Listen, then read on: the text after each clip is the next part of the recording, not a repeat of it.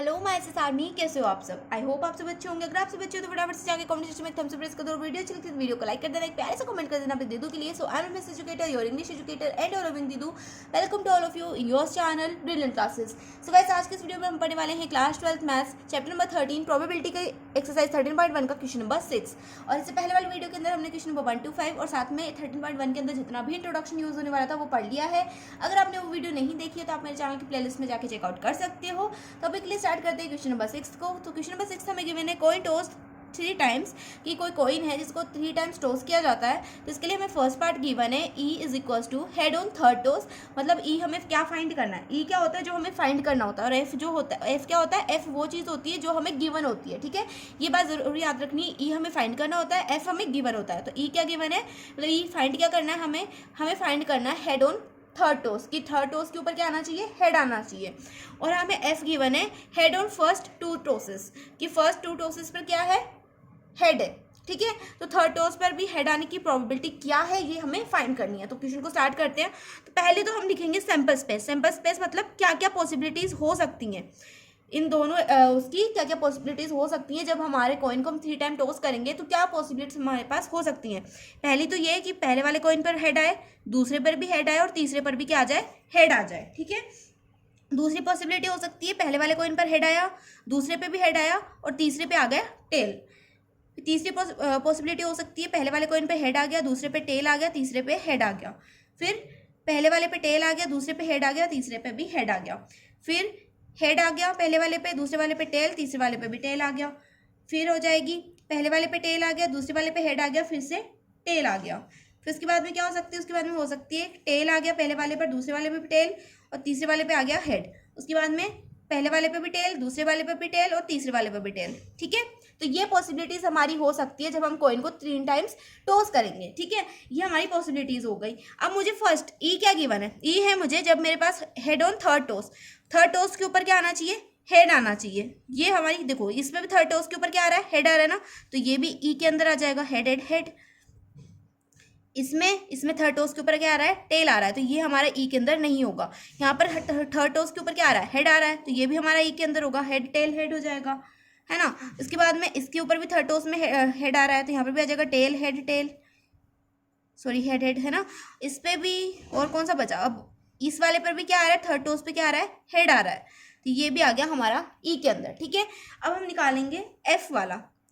अब एफ वाली क्या कंडीशन थी हमें, कि हेड ऑन फर्स्ट 2 टॉसेस, पहले 2 टॉसेस के ऊपर क्या आना चाहिए, हेड आना चाहिए। तो ये वाला भी क्या हो जाएगा, एफ के अंदर आ जाएगा। इसमें क्या है, पहले 2 टॉसेस पे क्या है, हेड है ना। उसके बाद में ये भी आ जाएगा, हेड हेड और टेल। इसके बाद में फर्स्ट 2 टॉसेस देखने की, फर्स्ट 2 टॉसेस के ऊपर क्या आना चाहिए, हेड आना चाहिए, तो और कोई भी नहीं है इसके अलावा। तो एफ की भी हमारी ये हो गई। अब हमें क्या चाहिए, ई इंटरसेक्शन एफ चाहिए। तो ई इंटरसेक्शन एफ मतलब ई और एफ में क्या कॉमन है, तो ई और एफ में सिर्फ एक ही चीज़ कॉमन है, वो है हेड हेड हेड, और कुछ भी कॉमन नहीं आ रहा ना। हेड हेड टेल इसमें नहीं है कहीं पे भी, तो मतलब ये कॉमन नहीं है। तो यहाँ पर एक ही चीज़ कॉमन थी, हेड हेड और हेड। ठीक है, सो ई इंटरसेक्शन एफ भी निकाल दिया हमने। अब अगर मैं निकालूं प्रोबेबिलिटी ऑफ ई, तो प्रोबेबिलिटी ऑफ ई को कैसे डिनोट करेंगे, number of elements in E upon में टोटल एलिमेंट्स। तो नंबर ऑफ एलिमेंट्स कितने हैं ई के अंदर, नंबर ऑफ एलिमेंट्स है ई के अंदर 1 2 3 4 है ना। और सैंपल स्पेस में कितने एलिमेंट्स है, पहले ये चेक करो, 1 2 3 4 5 6 7 8 है। तो number of elements in E and upon में सैंपल स्पेस। ठीक है, तो यहाँ पर आ जाएगा 4/8, तो इसको अगर हम 2 से कट करेंगे तो हो जाएगा 2/4 और ये जगह 1/2। ठीक है, 2 से दोबारा कट करेंगे तो 1/2 आ जाएगा। तो प्रोबेबिलिटी ऑफ ई आ गई। अब हम निकालेंगे प्रोबेबिलिटी ऑफ एफ। तो प्रोबेबिलिटी ऑफ एफ क्या आ जाएगी, एफ में कितने एलिमेंट्स है, 2 एलिमेंट्स है ना, और सैंपल स्पेस में कितने एलिमेंट्स थे, 8 थे। तो 2 से 8 को कट करेंगे तो हो जाएगा 4 टाइम्स, यहाँ पे जाएगा 1/4। तो प्रोबेबिलिटी ऑफ एफ भी आ गई। अब probability of E intersection F निकाले, तो probability of E intersection F क्या आ जाएगी, इसमें 1 ही एलिमेंट है तो 1/8 हो जाएगा। तो probability of E intersection F भी हमारे पास आ गया। तो अब सिंपली क्या करेंगे, हम निकाल देंगे probability of E by F. तो probability of E by F का फॉर्मूला क्या होता है दीदू, probability of E by F का फॉर्मूला होता है probability of E intersection F upon में प्रोबेबिलिटी ऑफ एफ, है ना।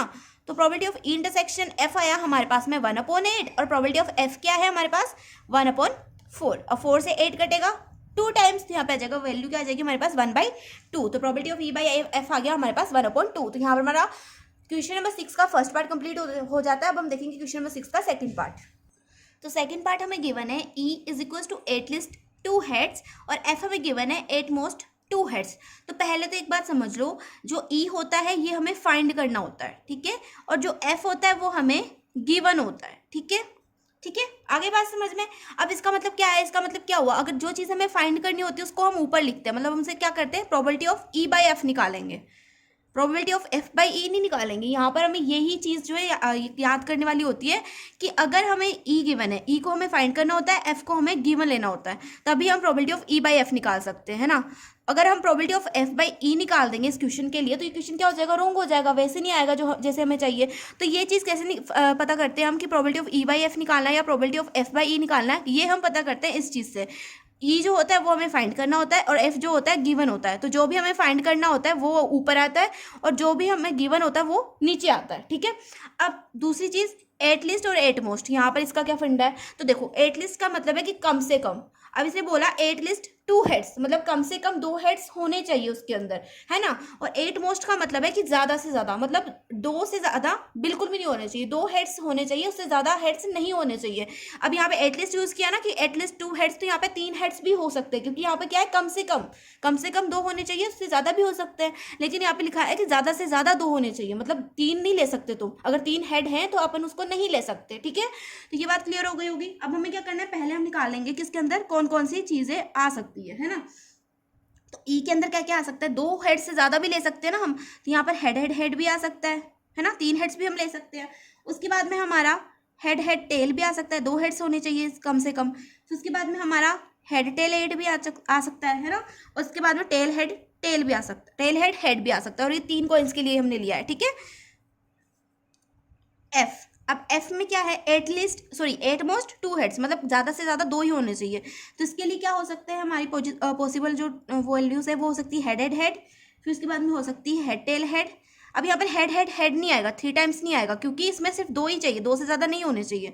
और उसके बाद में आ सकता है हमारे पास टेल हेड, फिर आ सकता है head tail tail head tell. अब तुम बोलोगे दीदू टेल क्यों ले लिया, इसमें तो एक भी हेड नहीं है। उसने बोला है कि 2 होने चाहिए, मतलब 2 से ज़्यादा नहीं होने चाहिए। अब चाहे बिल्कुल भी ना हो उससे भी कोई फर्क नहीं पड़ता, लेकिन 2 से ज़्यादा नहीं होने चाहिए, ये हमें ध्यान रखना है, ठीक है। तो अगर बिल्कुल भी नहीं है तो भी कोई फर्क नहीं पड़ता, लेकिन 2 से ज़्यादा नहीं होने चाहिए, चाहे 0 हो, चाहे 1 हो, चाहे 2 हो, लेकिन 2 से ज़्यादा नहीं होने चाहिए, इसका मतलब ये होता है, ठीक है। तो ई एंड एफ आ गया हमारे पास। अब हम निकालेंगे ई इंटरसेक्शन एफ। तो ई इंटरसेक्शन एफ क्या आ जाएगा हमारे पास में। अब यहाँ पर तुम देखो मैचिंग कौन से, तो एक तो ये वाला मैच कर रहा है, हेड, ये दोनों मैच कर रहे हैं। एक ये वाला मैच कर रहा है, हेड टेल हेड, है ना। और तीसरा कौन मैच कर रहा है, टेल हेड भी मैच कर रहा है, तो यहाँ पे लिख देंगे टेल हेड। 3 वैल्यूज हमारी मैच कर गई। अब हम निकालेंगे प्रोबेबिलिटी ऑफ ई। तो प्रोबेबिलिटी ऑफ ई क्या होगा, जितने भी एलिमेंट्स ई के अंदर है अपोन में क्या कर देंगे, नंबर ऑफ टोटल एलिमेंट्स। तो कितने एलिमेंट्स है ई के अंदर, 4 एलिमेंट्स है ना, अपोन में टोटल कितने, टोटल तो 8 थे सैंपल स्पेस के अंदर, इज इक्वल टू, अब ये 2 से कट होगा तो यहाँ पे आ जाएगा 1/2। अब मैं निकालूंगा प्रोबेबिलिटी ऑफ एफ। तो प्रोबेबिलिटी ऑफ एफ क्या आ जाएगा, देखो प्रोबेबिलिटी ऑफ एफ हो जाएगा 2 2 4 2 6 6 7, है ना। यहाँ पे आ गया 7 और टोटल कितने थे, 8 थे, तो 7/8 आ गई प्रोबेबिलिटी ऑफ एफ। अब हम निकालें probability of E intersection F. तो probability of E intersection F क्या हो जाएगा, यहाँ पे 3 वैल्यूज है, मतलब 3 एलिमेंट्स है, 3 अपॉन में टोटल एलिमेंट्स कितने थे सैंपल स्पेस के अंदर, 8 थे। तो probability of E intersection F आ गया हमारे पास में 3/8। अब हमें क्या करना है, सीधा फॉर्मूला पुट करना है। तो यहाँ पे हम फॉर्मूला लगाएंगे probability of E by F का। अब ये तो समझ में आ गया ना कि यहाँ पे हमने probability of E by F कैसे लगाया, ई बाई एफ लगाना है कि एफ बाई ई लगाना है, ये हम कैसे फाइंड कर सकते हैं, ये हम फाइंड करते हैं यहाँ पर गिवन दिया होता है और जो फाइंड करना होता है उस चीज़ से। जो हमें ई में गिवन है, जो हमें ई गिवन है वो क्या होगा, हमारा फाइंड करने वाली चीज़ होगी। जो हमें एफ गिवन है वो गिवन ही होगा, उसको हमें गिवन में लेना है, ठीक है। तो probability of E by F हो जाएगा probability of E intersection F upon में प्रोबेबिलिटी ऑफ एफ, ठीक है। तो probability of E intersection F था 3/8 और प्रोबेबिलिटी ऑफ एफ क्या था 7/8। तो 8 से 8 कैंसिल हो जाएगा, हमारी जो वैल्यू आ जाएगी वो आ जाएगी 3/7, ठीक है। तो वैल्यू जो वीडियो थोड़ी सी लेंथी हो सकती है, लेकिन मैं तुम्हें एक ही कॉन्सेप्ट जो है समझाने की कोशिश कर रही हूँ ताकि तुम्हें जो बिल्कुल भी कंफ्यूजन ना हो, ठीक है। तो वीडियो को एंड तक देखना, बिल्कुल भी स्किप मत करना, क्योंकि बहुत सारी इंपॉर्टेंट चीज़ें हैं प्रोबेबिलिटी के अंदर जो तुम्हें समझनी जरूरी है। अब हम देखेंगे इसका थर्ड पार्ट। अब इसका थर्ड पार्ट हमें गिवन है E is equal to 8 most 2 tails और एफ हमें गिवन है एटलीस्ट 1 टेल। तो टू टेल मतलब एट मोस्ट टू टेल का मतलब है कि ज़्यादा से ज़्यादा टू ही होने चाहिए, है ना, टू टेल से ज़्यादा नहीं होने चाहिए। और इसका मतलब है एटलीस्ट का मतलब है कि कम से कम एक टेल तो होना ही चाहिए उसके अंदर, उस डेटा के अंदर एक टेल तो होना ही चाहिए। तो ई इज इक्वल टू क्या आ जाएगा, एट मोस्ट टू टेल्स चाहिए ना, मतलब दो टेल से ज़्यादा नहीं होने चाहिए। तो पहले चीज़ आ जाएगी हेड हेड हेड, दूसरा आ जाएगा हेड हेड टेल, तीसरा आ जाएगा हेड टेल हेड, चौथा आ जाएगा टेल हेड हेड, पांचवा आ जाएगा हेड टेल टेल, छठवा आ जाएगा टेल हेड टेल, सातवां आ जाएगा टेल टेल हेड। ठीक है, ये तो आगे हमारे ई। अब एफ क्या आ जाएगा, ये एफ है, सॉरी, है ना, ये एफ है। एफ आ जाएगा हमारे पास एटलीस्ट वन टेल, कम से कम एक टेल तो होना ही चाहिए। तो इसके अंदर जो वैल्यूज आ जाएंगी वो आ जाएंगी head head tail, head tail head, tail head head, head tail tail, tail head tail, tail tail head और टेल टेल टेल। ठीक है, अब देखो, अब मुझे क्या चाहिए, ई इंटरसेक्शन एफ चाहिए। तो ई इंटरसेक्शन एफ क्या होगा, अब देखो दोनों में मैचिंग कौन से हैं, दोनों में सेम एलिमेंट्स कौन कौन से हैं। तो हेड हेड हेड सेम है एक तो, है ना, हेड हेड हेड सेम है, नहीं है, नहीं है, हेड हेड टेल सेम है। तो हेड हेड टेल सेम है, हेड टेल हेड सेम है, फिर टेल हेड हेड सेम है, फिर हेड टेल टेल सेम है, फिर टेल हेड टेल सेम है, और साथ में टेल टेल हेड सेम है। ठीक है, अब देखो, अब हम क्या करेंगे, प्रोबेबिलिटी ऑफ ई निकालेंगे। तो प्रोबेबिलिटी ऑफ ई क्या हो जाएगी, ई के अंदर कितने एलिमेंट्स हैं, ई के अंदर है हमारे 7 एलिमेंट्स। तो प्रोबेबिलिटी ऑफ ई हो जाएगी 7 अपॉन में टोटल सैंपल स्पेस में कितने एलिमेंट्स हैं, 8 है ना। तो प्रोबेबिलिटी ऑफ ई आ गई 7/8। प्रोबेबिलिटी ऑफ एफ निकाल लेते हैं, प्रोबेबिलिटी ऑफ एफ में कितने एलिमेंट्स है, एफ में भी 7 एलिमेंट्स है, अपॉन में क्या आ जाएगा, सैंपल स्पेस कितना है, 8 है। अब probability of E intersection F निकालें, तो ई इंटरसेक्शन एफ के अंदर कितने एलिमेंट्स आए थे, 6 एलिमेंट्स थे, और टोटल एलिमेंट्स कितने, 8 है। इसको जब हम डिवाइड करेंगे तो यहाँ पे आ जाएगा 3/4, 2 से डिवाइड करेंगे तो 3/4 आ जाएगा। ठीक है, अब हम क्या करेंगे, इसमें सीधा डायरेक्ट फॉर्मूला लगाएंगे probability of E by F का, क्योंकि ये ई क्या होता है, ये हमें फाइंड करना होता है और ये हमें गिवन होता है। ठीक है, तो probability of E by F is equal to probability of E intersection F क्या है, 3/4 है, और प्रोबेबिलिटी ऑफ एफ क्या है हमारे पास, 7/8 है। तो 4 से 8 कटेगा 2 टाइम्स, है ना। तो यहाँ पर क्या आ जाएगा, 3/4 अपॉन में, सॉरी 3/7 इंटू में 2, तो 3 2 6, 6/7। ठीक है, तो यहाँ पर भी छोड़ सकते हो, यहाँ पर भी तुम लेके आ सकते हो। ठीक है, तो यहाँ पर हमारा क्वेश्चन नंबर 3 भी कंप्लीट होता है। अब हम देखेंगे क्वेश्चन नंबर 8। तो देखो, क्वेश्चन नंबर 8 मैंने गलती से बोल दिया था, क्वेश्चन नंबर 7 सॉल्व करेंगे। तो क्वेश्चन नंबर 7 हमें गिवन है 2 कॉइन्स आर टॉस्ड वंस, मतलब 2 कॉइन्स टॉस हो रहे हैं। तो पहले तो इस चीज़ के लिए सैंपल स्पेस बना लो भाई, फटाफट से। हमें दिख गया 2 कॉइन्स टॉस हो रहे हैं, हम सैंपल स्पेस बनाएंगे फटाफट से। तो हेड टेल आ सकता है, फर्स्ट कॉइन पे हेड आ गया, दूसरे पे टेल आ गया।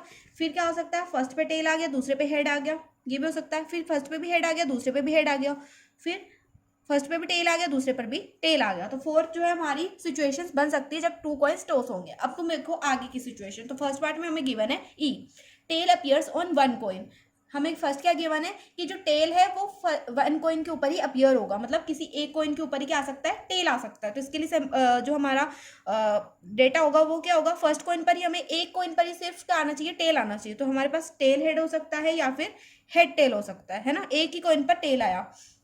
अब एफ हमें गिवन है 1 कॉइन शोज हेड, कि एक कॉइन तो क्या करेगा, हेड शो करेगा। तो एक कॉइन हेड शो करेगा, इसका मतलब क्या हो सकता है, हेड टेल हो सकता है या फिर टेल हेड हो सकता है। तो इसके लिए भी दोनों सिचुएशंस आ गई हमारे पास में। अब निकालो ई इंटरसेक्शन एफ। तो ई इंटरसेक्शन एफ के अंदर भी क्या आएगा, ई इंटरसेक्शन एफ के अंदर भी तो यही आएगा, हेड टेल टेल हेड, क्योंकि दोनों में से क्या है, सिमिलर, दोनों ही सिमिलर है एक दूसरे के। अब देखो, अब हम निकालेंगे प्रोबेबिलिटी ऑफ ई। तो प्रोबेबिलिटी ऑफ ई क्या आ जाएगी, 2 अपॉन में प्रोबेबिलिटी ऑफ ई, फर्स्ट ई के अंदर कितने एलिमेंट्स है, अपॉन में टोटल एलिमेंट्स, टोटल कितने 4 है, तो 2/4, यहाँ पे आ जाएगा 1/2। अब प्रोबेबिलिटी ऑफ एफ निकालना है, तो प्रोबेबिलिटी ऑफ एफ भी क्या आ जाएगी, यहाँ पर 2 है और ये 4 है, तो यहाँ पर भी 1/2 आएगा। Probability of E intersection F भी क्या आएगा, probability of E intersection F भी भाई 1/2 ही आएगा ना, यहाँ पर भी 1/2 आ जाएगा। अब देखो, मुझे चाहिए क्या, मुझे चाहिए probability of E by F. तो probability of E by F का फॉर्मूला क्या होता है, probability of E by F का फॉर्मूला होता है probability of E intersection F upon में प्रोबेबिलिटी ऑफ एफ। तो ई इंटरसेक्शन एफ है 1/2 और प्रोबेबिलिटी ऑफ एफ है हमारा 1/2। तो 2 से 2 कैंसिल हो जाएगा, हमारे पास आएगा 1/1, 1/1 को हम 1 भी लिख सकते हैं। तो फर्स्ट क्वेश्चन जो है इसका फर्स्ट पार्ट सॉल्व हो जाता है। अब हम देखेंगे इसका सेकंड पार्ट। तो देखो सेकंड पार्ट में हमें क्या गिवन है, E is equals to no tail appears, मतलब कोई भी टेल अपीयर नहीं होना चाहिए, कोई भी टेल नहीं दिखना चाहिए डेटा के अंदर। और एफ हमें गिवन है नो हेड अपीयर, मतलब डेटा के अंदर हमें हेड नहीं दिखना चाहिए। और सैंपल स्पेस इनके लिए भी क्या रहेगा, यही रहेगा। अब देखो ई के लिए जो हमारा डेटा आएगा वो क्या आएगा, ई के लिए डेटा हो जाएगा हेड हेड हेड हेड, ठीक है, बस यही आएगा। इसमें कोई भी टेल नहीं दिख रहा है। अब यहाँ पर तुम कोई भी देख लो, टेल हेड लेते थे यहाँ पे भी टेल दिख रहा था, हेड टेल लेते थे यहाँ पे भी टेल था, हेड हेड में नहीं है, टेल टेल में भी टेल था, है ना। तो इसके लिए ये हो गया। एफ के लिए डेटा क्या होगा, एफ के लिए क्या चाहिए, नो हेड अपीयर, कोई हेड नहीं दिखना चाहिए, मतलब टेल टेल इसके अंदर आ जाएंगे, है ना। अब इसके लिए अगर तुम इसमें इंटरसेक्शन निकालो, प्रोबेबिलिटी ऑफ ई सॉरी, अगर पहले ई इंटरसेक्शन एफ ही निकालो, प्रोबेबिलिटी तो बाद में निकलेगा ना। ई इंटरसेक्शन एफ निकालें तो कुछ भी नहीं आ रहा, नथिंग, तो यहाँ पे 0 आ जाएगा, 5 आ जाएगा, है ना, कुछ भी नहीं है ना। अब मुझे निकालो प्रोबेबिलिटी ऑफ ई, तो प्रोबेबिलिटी ऑफ ई क्या आएगा, प्रोबेबिलिटी ऑफ ई के अंदर कितने एलिमेंट है, 1 ही एलिमेंट है, और सैंपल स्पेस में कितने एलिमेंट्स थे, 4 एलिमेंट्स थे, तो 1/4 हो गई probability of E. Probability of F क्या हो जाएगी, ये भी 1/4 हो जाएगी, क्योंकि प्रोबेबिलिटी ऑफ एफ में क्या चाहिए, एफ के अंदर कितने एलिमेंट्स थे, 1 थे, और सैंपल स्पेस में कितने थे, 4 थे। यहाँ पे गिन लो ना यार, सैंपल स्पेस में कितने एलिमेंट्स हैं, आगे बात समझ में। अब मुझे बताओ probability of E by F निकालेंगे तो वो क्या होगी, probability of E by F क्या होती है, probability of E intersection F upon में प्रोबेबिलिटी ऑफ एफ। तो ई इंटरसेक्शन एफ तो हमारे पास आ रहा है 0, और प्रोबेबिलिटी ऑफ एफ आ रही है हमारे पास 1/4। अब तुम मुझे ये बताओ कि वैल्यू क्या आएगी, वैल्यू तो दीदू 0 ही आएगी, कुछ भी करो 0 ही आएगा। तो यहाँ पर हमारे सेकंड क्वेश्चन जो है कंप्लीटली सॉल्व होता है। अब हम देखेंगे question number 8। So question number 8 थोड़ा सा ट्रिकी है, तुम्हें ट्रिकी लग सकता है, क्योंकि ये कौन सा क्वेश्चन है, डाई वाला क्वेश्चन है। डाइस को जब हम थ्रो करते हैं 3 टाइम्स, तो जब मैंने डाइस को 3 टाइम्स टॉस किया, तो इसके लिए सैंपल स्पेस बनाओ पहले तो डाइस के अंदर कितने साइड्स होती हैं, 6 साइड्स होती है ना। अब तुमने यार वो सांप सीढ़ी वाला गेम तो खेला ही होगा ना, तो कितनी साइड्स होती थी, 6 साइड होती थी, है ना। तो देखो 6 साइड होती है, तो यहाँ पर क्या हो जाएगा, सैंपल स्पेस क्या आ जाएगा डाइस का, जब हम डाइस को 3 टाइम्स टॉस करेंगे तो उसका सैंपल स्पेस हो जाएगा 6 की पावर 3, और 6 की पावर 3 होती है 2 1 6। अब तुम बोलोगे दीदू ये क्या है भाई, ये कहाँ से निकाल दिया आपने, हमें तो कुछ समझ में नहीं आया, हमारे तो ऊपर से निकल गया, हमें तो ढंग से समझाओ। तो यार ढंग से समझाएंगे, थोड़ा सा वेट कर लो। तो देखो यहाँ पर मैं ये बड़ा उड़ता है यार, मतलब तो देखो यहाँ पर क्या था, जब कॉइन 3 टाइम्स टॉस हो रहा था, तो इसका सैंपल स्पेस क्या था, इसका सैंपल स्पेस था head head head head tail tail head tail head tail head head head tail tail tail head tail tail tail tail tail head tail, है ना, ये सैंपल स्पेस था। तो यहाँ पर अगर तुम नोटिस करोगे, तो जब मैंने जो हमारा कॉइन था उसको 3 टाइम्स टॉस किया, तो यहाँ पर क्या हुई, 2 की पावर 3 हुई। अब 2 की पावर 3 क्यों हुई, क्योंकि जो कॉइन होता है उसमें 2 साइड्स होती है ना, पहली साइड तो होती है हेड, है ना, और दूसरी साइड होती है टेल, है ना। तो यहाँ पर देखो 2 साइड्स थी, इसलिए हमने 2 का क्यूब करा। क्यूब का मतलब क्या है, जितनी टाइम उसको टॉस कर रहे हैं, जितनी टाइम हम टॉस कर रहे हैं वो हो जाएगी इसकी पावर, और जितनी साइड्स हमारे जिस चीज़ के ऊपर जितनी साइड्स हैं उसके ऊपर उतनी पावर लगा देंगे। जैसे मेरे कॉइन की 2 साइड्स थी ना, तो यहाँ पे मैंने 2 लिखा, और मैंने उसको जितनी बार टॉस किया उसकी हमने क्या कर दी, पावर लगा दी। मैंने कॉइन को 3 टाइम्स टॉस किया था, तो मैंने पावर क्या लगा दी, 3 लगा दी। तो 2 की पावर 3 कितनी होती है, 2 × 2 × 2 होता है, 2 2 ज़ा 4 4 2 ज़ा 8, तो हमारे पास सैंपल स्पेस आ गया 8। अब तुम यहाँ पे चाहे गिन लो, 8 एलिमेंट्स है, 1 2 3 4 5 6 7 8 ही है ना। तो ये हमने देखा कि जब हमें किसी चीज़ की जो है सैंपल स्पेस निकालनी होती है, तो पहले हम क्या चेक करते हैं, उसकी कितनी साइड्स हैं। जैसे कॉइन की साइड्स कितनी थी, 2 थी, फर्स्ट था हेड, दूसरा था टेल। अब फिर हम देखते हैं कि उसको हमने कितनी टाइम टॉस किया। जैसे मैंने कॉइन को टॉस किया था 3 टाइम्स, तो मैंने 2 की पावर क्या लगा दी, 3 लगा दी। जितनी टाइम्स हमने टॉस किया उसको हम लगा देंगे पावर में, और जितनी साइड्स है उसको लगा देंगे हम नीचे। अगर यहाँ पर हमने 4 टाइम्स टॉस किया होता तो 2 की पावर 4 हो जाती, 2 की पावर 4 कितनी होती है, 2 ज़ा 16 आ जाता है, यहाँ पर सैंपल स्पेस में 16 वैल्यूज आ जाती। अब वैसे ही अगर हम देखें डाइस को, तो तुमने डाइस जब देखा होगा, नहीं तो तुम सांप सीढ़ी का या लूडो का डाइस देख लेना, उसके अंदर कितनी साइड्स होती हैं, 6 साइड्स होती है ना।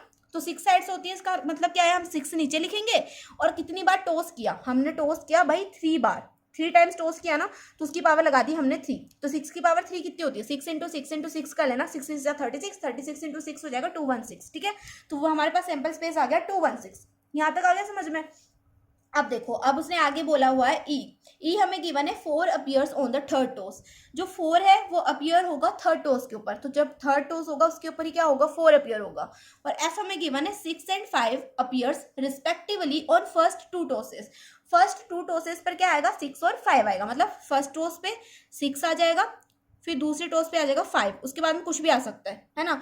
ऐसे फर्स्ट टोस पे 6 आएगा, फिर 5 आएगा, उसके बाद में कुछ भी आ सकता है, ऐसे हो सकता है। यहाँ पर अगर 1 आ जाए, यहाँ पे चाहे 2 आ जाए, फिर 3 आ जाए, 4 आ जाए, कुछ भी आ जाए, लेकिन फर्स्ट टू टोसेस पे 6 और 5 ही आएंगे, ठीक है। रिस्पेक्टिवली का मतलब है, यार क्या कर रही हूँ मैं, रिस्पेक्टिवली का मतलब है, मतलब 6 पहले आएगा और 5 बाद में आएगा, ठीक है। ये बात समझ में आ गई। अब चलो इसको क्वेश्चन को सॉल्व करते हैं। तो थोड़ी सी लेंथी हो सकती है वीडियो, लेकिन एक एक कॉन्सेप्ट जो है तुम्हारा क्लियर करके चलेंगे आज, ठीक है। क्योंकि प्रोबेबिलिटी में क्या होता है, हम जो यहाँ पर तो क्वेश्चन कर लेते हैं, लेकिन जो बोर्ड्स में क्वेश्चन आते हैं ना वो सॉल्व नहीं हो पाते, क्योंकि तुम्हारे कॉन्सेप्ट क्लियर नहीं होते, मेरे भी नहीं होते यार उस टाइम पे, तो मेरे से भी सॉल्व नहीं होते। तो इतनी ज़्यादा घबराने की बात नहीं है, क्योंकि 8 नंबर का क्वेश्चन आता है, तो थोड़ा सा तो जो है करना पड़ेगा, है ना। तो थोड़ा सा टाइम इसमें लगाएंगे ही सही, क्योंकि पहले वाले चैप्टर्स हमने जल्दी जल्दी सॉल्व किया, तो इनको अब आराम आराम से करेंगे, ठीक है। तो देखो हमने ये निकाल लिया, सैंपल स्पेस तो आ गया भाई, हमारा सैंपल स्पेस होता है सबसे जरूरी। अब हम निकालेंगे ई। तो ई के अंदर क्या क्या आ सकता है, ई देखो ई के अंदर कौन कौन सी वैल्यूज आ सकती है। तो पहले तो देखो इसने क्या बोला कि थर्ड टोस के ऊपर क्या आएगा, 4 आएगा, तो मतलब पहले टोस के ऊपर कुछ भी आ सकता है, तो मैंने कुछ भी को x मान लिया, है ना। दूसरे टोस पर भी कुछ भी आ सकता है, उसको मैंने y मान लिया। तीसरे टोस पे क्या आना चाहिए, 4 आना चाहिए, 4 आना चाहिए। तो इसके लिए अब अगर हम निकालें तो क्या हो सकता है, X Y belongs to, X Y किसको बिलोंग कर सकते हैं, 1 2 3 4 5 6। अब यदि आपने क्या लिख दिया ये तो मैं समझ में नहीं आ रहा। तो देखो मैंने क्या बोला, कुछ भी आ सकता है फर्स्ट टोस के ऊपर, तो फर्स्ट टोस के ऊपर 1 भी आ सकता है, 2 भी आ सकता है, 3 भी आ सकता है, 4 भी आ सकता है, 5 भी आ सकता है और 6 भी आ सकता है ना। सेकंड टोस के ऊपर भी 1 आ सकता है, 2 आ सकता है, 3 आ सकता है, 6 आ सकता है, कुछ भी आ सकता है। लेकिन थर्ड टोस पर क्या आना चाहिए, थर्ड टोस पर 4 ही आना चाहिए। तो इसको हमने कैसे लिख दिया कि एक्स वाई की जगह पे तो इनमें से कुछ भी आ सकता है, लेकिन थर्ड टोस पे क्या आएगा, सिर्फ 4 ही आएगा, ठीक है। तो ये तो हो गया हमारे ई के लिए। अब एफ के लिए क्या चाहिए, एफ के लिए इसने बोला कि 6 and 5 appears respectively on first 2 टोसेस, पहले 2 टोसेस के ऊपर 6 और 5 आना चाहिए। तो यहाँ पर क्या हो जाएगा, 6,5 हो जाएगा। थर्ड टोस पे तुम कुछ भी को ले लो x, तो थर्ड टोस पे कुछ भी आ सकता है, उसको मैंने मान लिया कि वो x भी हो सकता है। तो जैसे कि मैं यहाँ पे लिख ही देती हूँ, वो x जो है बिलोंग करेगा इसको, है ना। तो x की जगह पे 1 भी हो सकता है, x की जगह पे 2 भी हो सकता है, x की जगह पे 3 भी हो सकता है, x की जगह पे 4 भी हो सकता है और x की जगह पे 5 भी हो सकता है, 6 भी हो सकता है, ठीक है। तो x की जगह पे कुछ भी हो सकता है, मतलब फर्स्ट टोस पे क्या आना चाहिए, फर्स्ट 2 टोसेस पर आना चाहिए 6 और 5, फिर बाकी के चाहे जो मर्जी आए, उससे हमें कोई मतलब नहीं है, ठीक है। तो ये हो गए हमारे f के लिए। अब मुझे क्या चाहिए, मुझे चाहिए प्रोबेबिलिटी ऑफ f। तो प्रोबेबिलिटी ऑफ f निकाल लेते हैं पहले। तो प्रोबेबिलिटी ऑफ f के लिए पहले हम देख लेते हैं इसमें कितने एलिमेंट्स आए, 2 तो 4 2 6 एलिमेंट्स आए ना। तो प्रोबेबिलिटी ऑफ f क्या हो जाएगी, यहाँ पे मैं लिख देती हूँ, थोड़ा सा पेज बचा लेते हैं यार। तो probability of f is equal to हो जाएगा 6, और टोटल नंबर कितने, टोटल सैंपल स्पेस कितना था, 216। तो इसको जब हम डिवाइड करेंगे तो यहाँ पे आ जाएगा 1/36। तो प्रोबेबिलिटी ऑफ f आ गया मेरे पास 1/36। अब अगर हम निकालें probability of E intersection f, अगर मैं निकालूं यहाँ पर probability of E intersection f, यहाँ पे बता रही हूँ मैं, अगर मैं यहाँ पर अगर निकालूं probability of E intersection f, तो probability of E intersection f कैसे निकाल सकते हैं, देखो यहाँ पर देखो probability of E intersection F. तो इंटरसेक्शन एफ का मतलब होता है कि ई और एफ में कौन सी चीज कॉमन आ रही है। तो ई और एफ में कौन सी चीज कॉमन होगी, दिमाग से लगाओ। अब देखो ई के अंदर थर्ड जो टोस है उस पर 4 आना चाहिए, है ना, थर्ड टोस पे 4 आना चाहिए। अब देखो कि एफ के अंदर थर्ड टोस पे 4 किस जगह पे आ रहा है, थर्ड टोस के ऊपर 4 आ रहा है हमारा 6 5 4 वाले में, 6 5 4 के अंदर क्या आ रहा है, थर्ड टोस पे 4 आ रहा है। तो यही क्या हो जाएगा, हमारा कॉमन टाइम हो जाएगा, कॉमन पार्ट यही हो जाएगा, क्योंकि और जगह पे थर्ड टोस पे 4 कहीं पर भी नहीं आ रहा, तो वो कॉमन कहीं पर भी नहीं, ये वाला हमारा कॉमन है। तो इसके लिए प्रोबेबिलिटी क्या हो जाएगी, प्रोबेबिलिटी क्या होती है, एक ही एलिमेंट है तो ऊपर तो आ जाएगा 1, और सैंपल स्पेस कितना है 216 है, तो यहाँ पर आ जाएगा 1/216। तो probability of E intersection F आ गया हमारे पास 216, 1/216। अब मुझे निकालना है probability of E by F. तो probability of E by F का फॉर्मूला होता है probability of intersection F upon में प्रोबेबिलिटी ऑफ एफ। तो प्रोबेबिलिटी ऑफ इंटरसेक्शन एफ आ गया हमारे पास 1/216, और प्रोबेबिलिटी ऑफ एफ क्या होता है, प्रोबेबिलिटी ऑफ एफ है हमारे पास 1/36। तो 36 से हम क्या करेंगे, 216 को जो है मल्टीप्लाई करेंगे, सॉरी डिवाइड करेंगे, तो डिवाइड होगा 2 टाइम्स, तो 1/2 हमारे पास में आ जाएगा probability of E by F. तो यहाँ पर हमारा क्वेश्चन नंबर 8 भी क्या होता है, कंप्लीट होता है। अब हम देखेंगे क्वेश्चन, चलो यार फटाफट से क्वेश्चन नंबर 9 भी देख लेते हैं। तो क्वेश्चन नंबर 9 हमें गिवन है, mother father and son line up at random for a family picture. मतलब जो आपकी मम्मा पापा एंड आप हो वो क्या है, लाइन अप हो रखे हैं रैंडमली, मतलब कोई भी आगे पीछे खड़ा हो सकता है, फैमिली पिक्चर वो जो है शूट करवा रहे हैं और कोई भी आगे पीछे खड़ा हुआ है। तो इसके लिए सैंपल स्पेस क्या होगा, सैंपल स्पेस क्या होगा, तो सैंपल स्पेस होगा, चल जा भाई, देखो सैंपल स्पेस होगा, पहले चाहे आपकी मदर खड़ी हो गई, फिर आपके फादर खड़े हो गए, फिर आप खड़े हो गए, ठीक है। और उसके बाद में आपके फादर खड़े हो गए, फिर आप खड़े हो गए या फिर आपकी मदर खड़ी हो गई, ठीक है।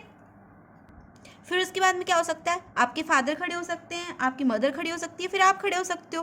फिर उसके बाद में क्या होगा, आपकी मदर खड़ी हो गई, आप खड़े हो गए और फिर आपके फादर खड़े हो गए, है ना। फैमिली पिक्चर शूट हो रही है, आगे पीछे खड़े हो रहे हैं सब लोग, है ना। फिर आप खड़े हो गए, फिर आपके फादर खड़े हो गए, फिर आपकी मदर खड़ी हो गई, है ना।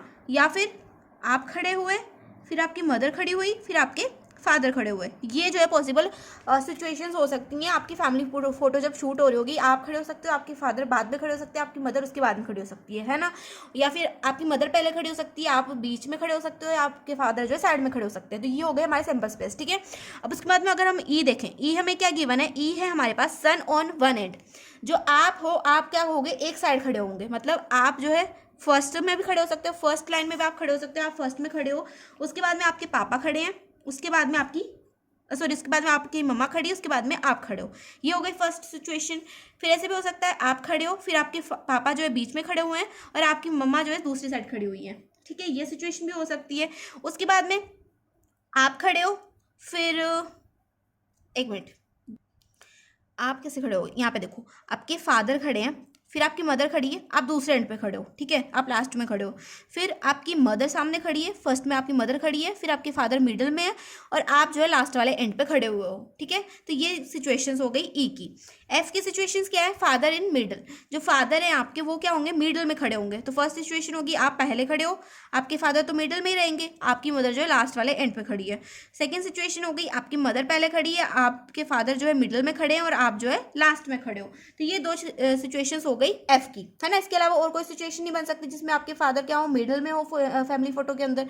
तो ये सिचुएशंस हो गई। अब मुझे क्या निकालना है, मुझे निकालनी probability of E by F. तो probability of E by F के लिए मुझे क्या चाहिए, ई इंटरसेक्शन एफ भी चाहिए। तो ई इंटरसेक्शन एफ क्या हो जाएगा, probability of E intersection F से निकालने से पहले हमें इंटरसेक्शन एफ भी तो निकालना पड़ेगा। तो इंटरसेक्शन एफ क्या हो जाएगा, S F M. S F M इसमें भी आ रहा है, एस एफ एम और M F S, M F S इसमें भी आ रहा है। तो दो सेम क्या आ रहा है, दो एलिमेंट्स क्या आ रहे हैं, सेम आ रहे हैं ना, एस एफ एम और एम एफ एस, ये दोनों आ गए सेम, ठीक है।